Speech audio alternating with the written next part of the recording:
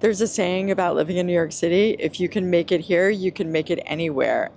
And in this video, I'm going to share with you the 5 mindsets that you need to have to live in New York City. What are the mindsets that make it possible to deal with the noise, the dirt, the crowds of people, the missed subways? I mean, the first one is grit. My son's great-grandfather walked across the bridge, yep, that bridge, with 1 token and a sandwich, and he knocked on doors until he found work as a diamond cutter. Now that is grit. New Yorkers are made up of immigrants, and that's why it's called the infamous melting pot. It brings diversity and strength and many backgrounds.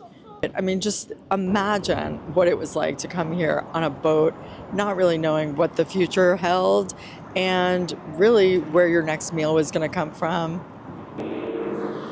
Flexibility is not really optional. It's part of the survival.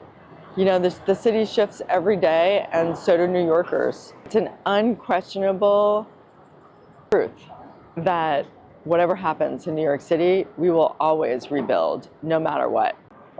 New Yorkers are some of the most resilient people I know, and we come together in situations like 9/11 or Sandy or any other kind of disaster. You know that you can count on a New Yorker. People in New York City know how to pull together. They know what's important. They know that we can't do this alone, and we stick together. New Yorkers help each other.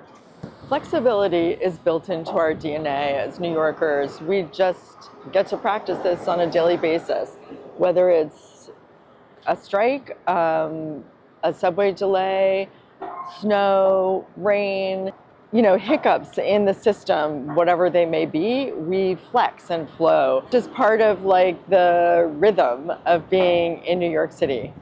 Neither snow nor rain nor gloom of night will stay these couriers from their appointed rounds. So it is carved on the New York City post office. Very smart architects. While they were building the New York City post office on 33rd Street, he made it sure that that was carved into the facade, and truly that holds the spirit of New York City. Before I move on to mindset number 3, please consider subscribing to my channel if you're enjoying this content. Thank you. Mindset number 3 is a growth mindset. So I was trying to really simmer down the aspect of opportunity and culture in the city, and I put it under the umbrella of a growth mindset because I feel like it's linked, inextricably linked to the kind of drive, whether you're one of the recipients of arts in the city or you're creative and you're performing and out there living the dream, or you're a dreamer and you're on your way to doing this. There's a kind of like respect and awe and appreciation for this. It's a blend of opportunity and joy.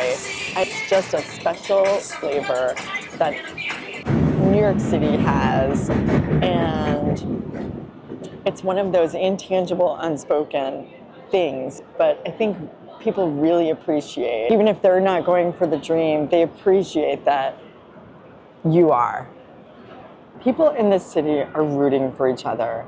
You can sort of feel it in the air. It's like, if you're going for the dream, then go for it. Like, there's an aspect of, you know, yeah, there's the grind, but there's a richness and a diversity, and it really has to do with the foundation of, again, how this city began with so many different cultures and so many different ways of like entertaining and food, and there's a blend, and it really makes for unique arts, whether it's like on the street with music or graffiti I mean, there's not so much graffiti anymore, but you can still spot it every now and then. Like a plethora of opportunity here, and open-minded and resilient comes in, because you don't really know exactly how it's going to happen.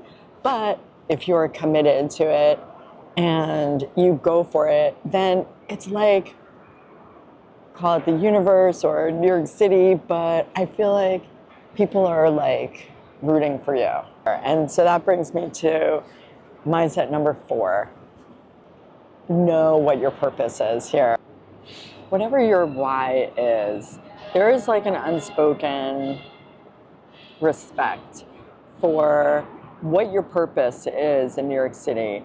And it's really tough to be here without purpose, because it's kind of like when you're in the subway and it's rush hour and like everyone's just flowing and going in their place and going to their destination.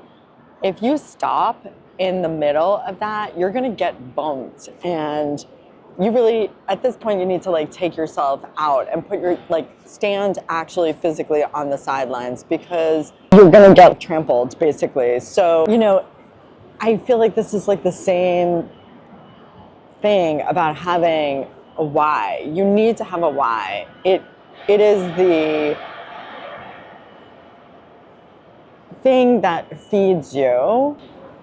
We all have different stories. They can be very personal, unique, and I think there's like an unspoken respect to what it is, what your particular story is, and it just comes back to that we're all coming from different countries and backgrounds, and the stories that make us in New York City are like, they really give us the sense of purpose and our why. So if you're considering coming to New York City and living here, I would really tap into why, because that is going to be the long game for you, and it's going to give you staying power. So when your grocery bag breaks in the middle of the street and you feel like crying, you will know what your why is. Why are you doing this? Not that that's ever happened to me, but so some people might call it the hustle culture. I feel like that's gotten a bad rap recently, but it's like this unique blend of people who are attracted to opportunity and reinventing themselves. And there's a quality of being driven and going after it, but not just working the grind. It's for a purpose, which brings me to mindset number 4.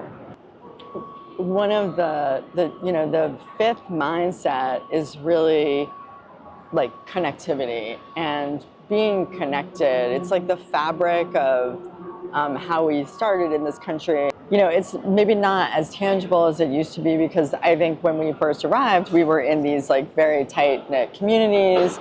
You know, like on Delancey, they're like all the Jews were down there. They stuck together. They were, you know, or the Italians or Chinese or like, you know, or Spanish, or like just all these different Latino, all these different cultures. You still feel a connection. Like, you know, the apartments are smaller. There's more of like a push to being outside. You can't just get in your car. I mean, you could, but like that's a whole another level.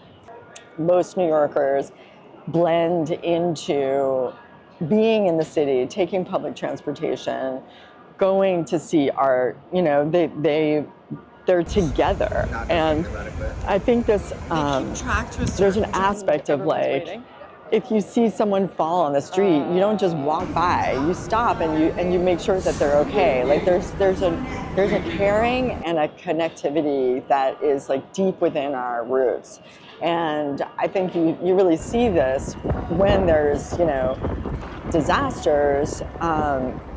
People really come together in a special way and rebuild it. You know, during the pandemic, you really saw that people were cheering for each other, and they did, you know, they pivoted, they did all kinds of things to keep their businesses going. There's a day-to-day that is a nod, a glance. It's really fast. Maybe you have a quick conversation, there's a sharing of the city that we're all here together, and you can't really do this alone, you know?